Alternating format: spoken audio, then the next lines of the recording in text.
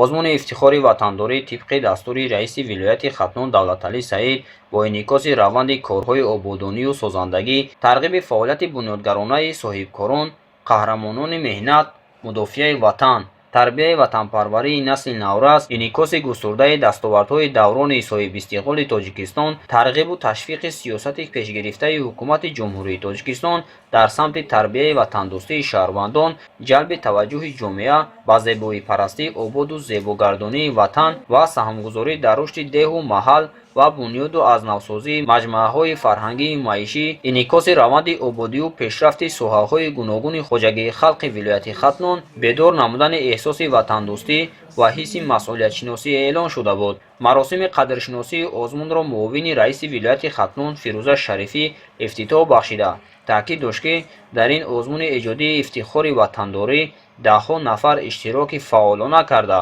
ва шумораи зиёди маводи публitsистии ватанхоҳона, тараннумгари меҳанпарастиву бедоркунандаи ғурури миллиро ба идораи нашрия фиристоданд. дар ҳақиқат ифтихори ватандорӣ муҳимтарин омили иттиҳоду пирӯзӣ мебошад. дар ин росто матбуоти даврӣ дар афрӯхтани шӯълаи ифтихори миллӣ, парвариши эҳсоси худшиносиву ватандӯстӣ ва дигар фазилатҳои неки инсонӣ саҳми намоён мегузорад. дар фарҷоми чорабинии ғолибони озмуни эҷодии ифтихори ватандорӣ бо диплом, мукофоти пулӣ ва тӯҳфаҳои идораи рӯзномаи Хатнон қадрдонӣ гардиданд. ғолибони озмуни эҷодии рӯзномаи Хатнон таҳти унвони ифтихори ватандорӣ ба таври зайл муайян гардиданд. ҷойи сеюм: Хайрулло Ғиёзода, омӯзгори собиқадор аз ноҳияи Дӯстӣ; Аъзам Бобоев, рӯзноманигор аз ноҳияи Кушониён;